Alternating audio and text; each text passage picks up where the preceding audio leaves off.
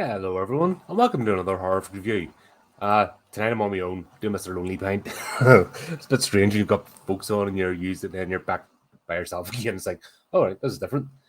This is one I've been meaning to check out for a while. It became available there. It came out last year, but there was a whole thing. Do you remember I've talked about the whole thing about releases? Last year it was an absolute nightmare. Movies would appear, and then you can only see them on a full moon and the third zenith as it circles the planet, and you had to like perform a ritual to maybe appear in the cinema, and it was only for like one day, and then it would vanish. This is what happened with Pearl. You know, it came out last year, and it kind of disappeared into the ether, and you could, especially over this side of the pond, get to see it. It was a bit frustrating, to be honest. Oh, hello, chat. We've got a few folks in. I just mentioned that. Yeah, I know. I feel your disappointment. I have no sexy people with me today, unfortunately. But you just have to make do. Sorry. Maybe I'll get sexy people in the future. Who knows? Anything's possible. But for now, just help the channel grow, and we might attract more interesting folk to actually talk instead of having to listen to me. That'd be cool. As a grown size, it is actually good having people to riff off. I'll say that it's one thing to. There's this setup list, I watch a movie, I gather my thoughts, I come on live and have a talk. Like I said, the theme is just come out, finish watching movies, like talking to your mates. That's kind of what it is, because there's loads of polished, edited reviews out there of movies ad nauseum, and everyone does that. So I just wanted to do something different. But it's cool to have people just to bounce off and discuss ideas. And did you like that bit? Well, no, I didn't. I did. But yeah, this it got released, and then trying to get a hold of it legally, of course, because obviously this channel doesn't sail in the high seas, because a lot of people, no matter what you think of like studios in Hollywood, a lot of people go to work to create a movie, and there's a lot of jobs, and it helps a lot of economies and locations. And the minute you don't support a particular movie, you you disrupt that, and it also messes up with future productions. Especially A24 is fairly independent. It's this one actually that jumped on me Universal, obviously for distribution, but they're still, they still maintain their own, it's their own vision, and they're not corporatized and just making movies off venture capital. So especially these sort of movies, you want to pay, you want to support the artist, you want to support the team that comes together to make them. Which is why I don't understand why the distribution thing, especially with streaming, especially today's world. I still don't understand why the regions still apply, because all you're doing is creating a market for VPNs and region unlockers. So people are going to spend money on that and not support your project. So there's, once again, companies are daft. The corporate world and all that kind of stuff is run by daft people who don't actually have a grip in reality. They're in their little bubbles and they go on. But that's what happened in this movie. Like I said, didn't get to see it. Finally, had it on my watch list there. And tonight. So this is the sequel. If you've seen my previous review of X, which I really enjoyed, it was really tight, gritty movie, covered scenes, and especially, like, we think this whole world changing because of social media has never happened before. But it's part of the human cycle. Every time we get a new form of technology or a method to communicate or express ourselves, people just go mental. So X was set during the time of the home video release. This is like the advent of the VHS tape, and that was a game changer. Sorry, excuse me, I've got another bloody stupid cough. Every time I go live, it was all right, and then get that. Maybe it's because I'm shy and it's a nervous thing. Who knows? But yeah, it was a good social documentary about the world and changing, we can directly relate it to what's happening now. With social media, once people have that thing, and then others want to clamp down, and people go too far, and people don't know how to cope. We'll go back to the flipping caveman again. It's all that kind of stuff. This is what happened during that time. This then Pearl is a prequel. Now, as you know, I'm not a fan of prequels. I just don't see what they can bring to the table in terms of story, because you already know where the character's heading. This one, though, wasn't too bad, honestly. As a standalone drama, it wouldn't have worked. Put like that, because the story's kind of, it's kind of out there. The reason, and I think that's maybe one of its failings, it should have tried to tell a complete story instead of just leaving it hanging that, oh, this is what happens next, sort of, because you've already watched X, if that makes sense. It, yeah, kind of felt a wee bit, once again, rushed at the end to come to the conclusion, because it went on for a good bit, before the first manifestation of Pearl, if that makes sense, of who she is. The movie went on for ages. Now it was grim. There was a whole sort of grim. They're trying to set the scene of the times. I think Connor is doing weird things. Do apologize. Very fidgety tonight. Sorry. So they spent a lot of time setting the scene, but I don't think they really needed to.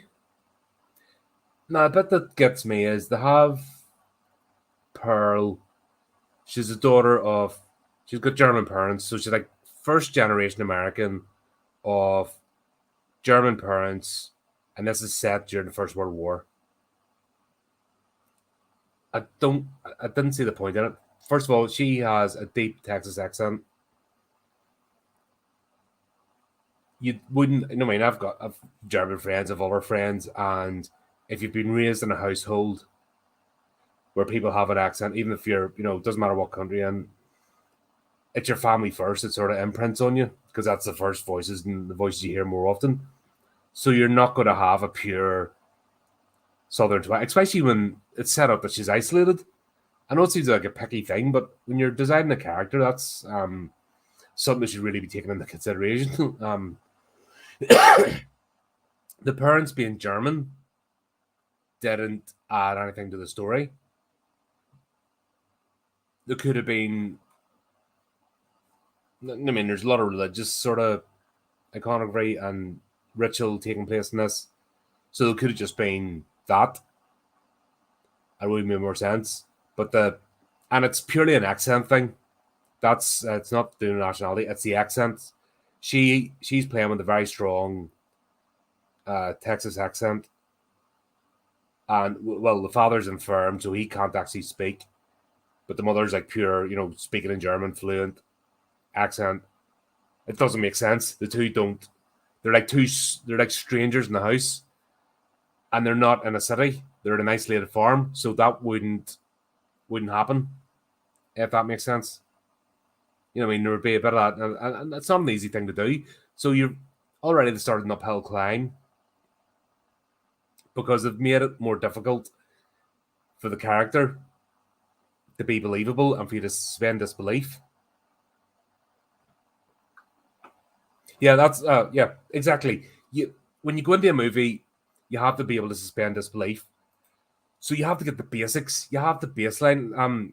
We'll talk about it on Tuesday. Before you can go into the supernatural or the supernormal or the fantastical, you need the grounded reality. Because that's how you go, oh, that thing's strange. It's not right. Because everything else is normal. You've got a level of normality. You've got a baseline to operate off. So, yeah, things like accents, really, really important, especially when you're talking about a family dynamic. So they could have just, the easiest way to do it is rather, because what would that accent look like? 1920, 1918, German parents, American, rural area. It's a hard one to brew up, isn't it? So I would no man, I'm scratching my head thinking about what it sounds like. So the actress, trying to come up with that. No, she sounded more like Maxine, and I was looking, I sort of went over a few clips of X again just to get the similar, and they do have in X they have different voices, and it's the same actress. If you don't understand, like I said, check out the X review. But Maya Goth plays both Pearl and Maxine, and the reason that's important is because we're going to get the third installment of this trilogy. Maxine, I think it's this year it's coming out. So just getting that right at the start, when you want to tie this trilogy together, you don't need that level of disjointedness. Just make the parents American. There would have been nothing changed about their character arc, their interactions, and that Pearl's mother's a stubborn, pious, cold woman who's broken because of her husband, and there would have been nothing deeply religious, cruel to an extent. Um, that doesn't broach, is not tied down to one nationality. That could be anybody. So just to make the family unit, especially when those two have a lot of dialogue together, they're like two strangers. Excuse me. Another thing I found difficult is that Pearl is actually a married woman at this point. Her husband Howard, who we know is in X, is all fighting in the First World War. But in the dynamics of the house, she's playing she's acting like a teenage girl, which but she played a bit too much into that instead of being a young woman who's had her independence ripped away. Sorry, because her husband went to war, So she's almost like I actually thought for a minute the husband was invented, and that she was actually imprinting. Because there's a scene where she's reading her husband's letters to her out in front of her father, and I actually thought for a minute that they were her father's letters to her mother. When I saw, man, I thought something weird was going on because the way she played her character, almost like a wee teenage girl, when she's a grown woman married, and it just doesn't, once again, these things matter because you want the character dynamics. Yeah, so that was kind of grating at me the whole way through this, which is a shame because it's beautifully shot. It's not badly acted, and it's good acted. It's a good drama. So why couldn't they have just made it? Maybe the A24 is notorious for this, so because they're so artsy fartsy and they want to be high thinking. We have a high thinking audience. That's our kind of brand. Um, they almost shoot themselves in the foot because sometimes simpler is better. You ever hear the saying, a truly intelligent person can break complicated ideas into simple formats so you can understand. But when somebody goes and bluffs and uses jargon and words and is unintelligible, that's a sign of snobbery, not intelligence. And the two get conflated, but they're completely different things. And I think that's a lot of A24's movies could be absolutely fantastic, could really break the genre, but they've got this sort of nose in the air, snooty attitude of we got to make highfalutin, deep thought movies. And they shoot themselves in the foot. It's such a shame because it's unnecessary. It's just this isn't a budget thing. This isn't special effects thing. This isn't quality of the actors thing. This is just put your head out of your arse and just come down to earth a bit and stop being so disdainful towards the general audience. I'm not a super intelligent person. I'm just a gobshite with a big mouth that likes movies and likes breaking them apart. Some of the stuff can be unpalatable, their ideas, and like I said, they've done it with loads of movies, and that's what the kind of feel. So what we're seeing here, though, that's essentially the baseline of the story. Pearl feels trapped in her parents' farm. Her husband's off the war, suspected to be dead, because she hasn't heard from him. And her father's infirm, and we don't know how he became. There's hinted of, because it's during the time of Spanish influenza, which that tore through everybody at the time. That time of year. So that was going on just during the First World. Like, the world was not in a good place. So there's that fear there as well. But it was only a really, I think it was more just to bring out the bleakness of the setting and why Pearl felt trapped. But as we start to discover, she's a dark person. She's actually quite a frightening person, and her own parents are terrified of her. That's hence the controlling nature, and it's they're actually afraid of her, and people that get to know her become afraid of her because she's just that one moment away from snapping. Then we find out she's doing all the sort of fluffy stuff. They have a barn, cows for milk and goats and stuff. And then she flips, when a goose walks in, and the whole we'll see the gator from X, gators live a long time. There's a guy's channel I follow, Chris Gillette, and gators do come when they learn their names. They do come. They're actually very intelligent animals that can be trained, which is why it's so dangerous to feed wild gators, because then once they lose their fear of humans, they just see a human like, oh, that human's going to feed me, and just go for it. Beautiful animals, absolutely love them. But she has jumping and catching and playing fetch, and really good. It was a good wee side character, actually. But we see that she's just she has that darkness in her, and it starts to come out. And that was, like I say, for a prequel, I actually appreciated the story. That's why I'm super critical of the things that got wrong, because if it just tidied those up or didn't try too hard, this would have been amazing, and actually would have blew the idea of prequels being bad out of the water, or prequels being unnecessary. It's the can serve a purpose. They give a bit of backstory to the character that you don't have time to tell in the main story. I understand the purpose of them, and the fact that we're seeing, because there's that scene in the first movie X between Pearl and Maxine, where Maxine's like, "I'm nothing like you. I'm a superstar." I can't remember the exact dialogue, but this is played out with Pearl as well, and they're actually two kindred spirits. And I'm looking forward to see the third one, how that's going to play out. If that makes sense, does something get unlocked in Maxine?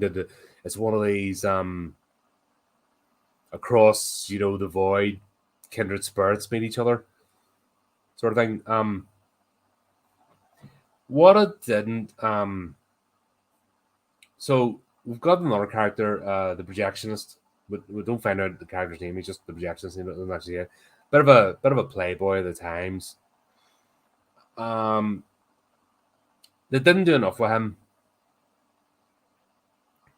They made him straight out to be a lech, and he was shown, he's the projectionist in the local cinema. She goes to see. The whole idea is she's auditioning for this dance troupe, which is interesting because remember in the first one, she's talking about how she's a star and she danced for everybody and did this. We're starting to maybe say, wee bit of fanciful, wee bit of fabrication, not necessarily the whole truth, which is an interesting play, if that makes sense. That was a clever bit. playing that all out. And then you can maybe understand why the porn actors in the first one set her off, because there's a lot, like I said, there's a lot of darkness in her. And my God, she did a brilliant job of playing that out. She's I really like her as an actress. I have to say, I don't understand why, because Jenna Ortega was in this movie, or sorry, not this movie, the previous movie. She was shit. Maya was brilliant, but Jenna Ortega's taken off as a star. We've got more jobs where Maya seems to be just maybe it's because she's British. Like people are prejudiced against us. But yeah, she's need to see some more of her stuff. And she's a real advocate for the horror genre, which is nice as well. With actors, because you get your job in actors that, like, say, Jenna Ortega will just jump on the next project, and Thumber knows that the previous one, if it's not popular, but you need Maya Goff seems to be like proper advocate for horror, and she's actually spoken up against the Oscars not nominating, which we brought up on Tuesday. So she's actually spoken up on interviews with mainstream media about this, which I'm sure they didn't like. But yeah, the whole thing with the projectionist, he should have been, in my opinion, the shoulder to cry on, and actually more of an innocent that got dragged into the darkness instead of the way they portrayed his character. It was a bit of a waste of a character and a setup, if that makes sense. I'm trying to avoid spoilers, obviously, because this is not too long released, and if you didn't get a chance to see it, I do recommend watching this movie. I know I'm being critical, but it is worth the watch. I didn't finish this movie going, "Oh, I hated that." Don't want to watch it again. I actually enjoyed the movie. Like I said, I'm just frustrated with certain aspects of it, because fixing those little things would have taken it to another level, and then made me even more super pumped for the third installment. So that's where I'm kind of going there. But yeah, the projections was a waste of a character. The dynamics between Pearl and her mother were good, and then the final thing, um, her the bath scenes where she's bathed her father, and then she jumps into the bath in front of him, and that kind of it's not he's completely um paraplegic, neck down. He can't even speak, but he can barely swallow his food. So it's not him initiating it. That's what I mean. And it's interesting to do that, because normally in these sort of movies they want to blame the father or the mom figure, but he's actually a complete innocent in this. He got sick, not his fault. He's in a position he is. But we also then see that Pearl is a bit twisted and is maybe projecting something onto him because he's helpless and under a power. So we see that sort of evilness. Her mother sees her daughter's evilness, but there's a bit of evil in her too, if that makes sense. Like the women in this are right, like in this family unit are dark, like they are not good people, and it's actually refreshing, especially in today's climate of women can't be or they can't be the villain. Why not? That's you play a good villain, you'll be loved. People love villains. People love well written, good villains with a bit of backstory to them and a bit of depth. And I just don't think it's fair that women actresses don't get to play that. It's almost as if it's denied to them, to play a fully rounded character with flaws. So this movement, of strong woman sort of thing, the strong female lead it's actually more damaging, I think, than what we see here, because the women are not weak.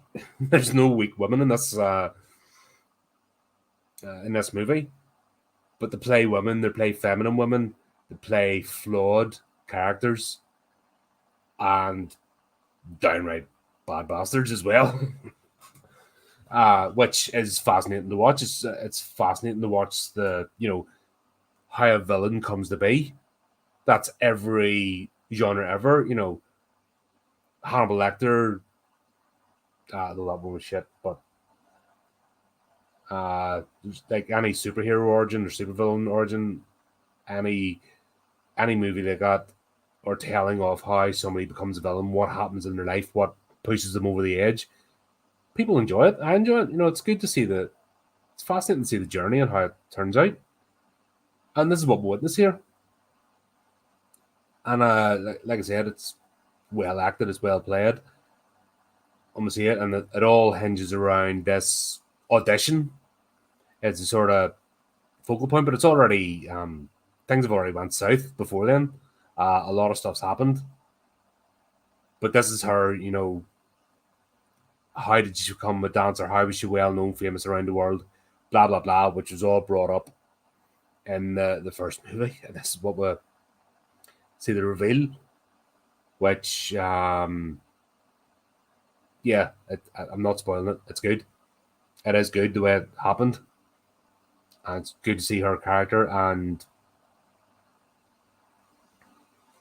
trying to think, like I said, I'm trying not to spoil this. I'm trying to think. There's a couple of scenes in this, like with a pig, which is really telling, and it's done really well. It's a simple thing, and it's something that hasn't been done before in horror movies, but the way it was used in the setting works and shows what's happening. And then obviously, I don't need to spoil that. Howard doesn't get killed in the First World War because he's in the first movie, so he comes back, and then that's where it kind of cuts off. Which, once again, if it didn't have the benefit of being a prequel, you'd have just been going, what the hell happens now? Leading up to the final final scenes and X. So yeah, this is good for a prequel. Brilliant. Have to say, normally prequels you're just disappointed and you're just going, why are you telling this story?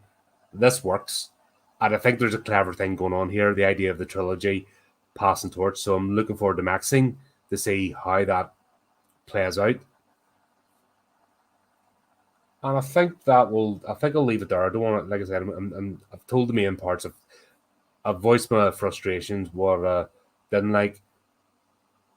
I do enjoy this movie. Meg also a brilliant actress. Love what she does with us. I'm gonna see what else. I need to check out something else better just to make sure that she's consistent. But if that's her, if she plays different roles and gives that sort of level to the end scene with her smiling at the camera, fantastic. It wasn't just a blink and a miss. No, it was like proper acting that's worth just watching that wee bit to this conclusion. Yeah, so there you go. Hope you enjoyed that. What am I doing this Saturday night / Sunday morning? I'm on Dragonlance Saga's channel where Paranormal Shadow of the Dragon Queen. I think it's the 16th session now. God, that campaign's going on like proper steaming on out there. I think we're being spurred 4 years of Kryn. This one, that game is absolutely brutal. So it's just role playing dungeon crawl. A couple of weeks after we've got the talk spot coming up this month. I think we've decided the movie. So that'll be cool, and we'll see what happens between now and then. I've sort of been busy with stuff, so I'll start planning out some content. I'll probably play a game. I'll probably play Path of Exile again on Saturday. Maybe I have another game downloaded. I don't think I'm bothered with Dredge again. There's people who told me that game's fantastic, but I'm not getting it. So I'll leave that one, I think. But there you go. What do you think of the movie? Have you watched it? Do you agree with what I said about it, or do you have your own opinions? Let us know in the comments. And as usual, keep up to date with the channel, do the typey clicky things, and until next time, keep it creepy, keep it horrific.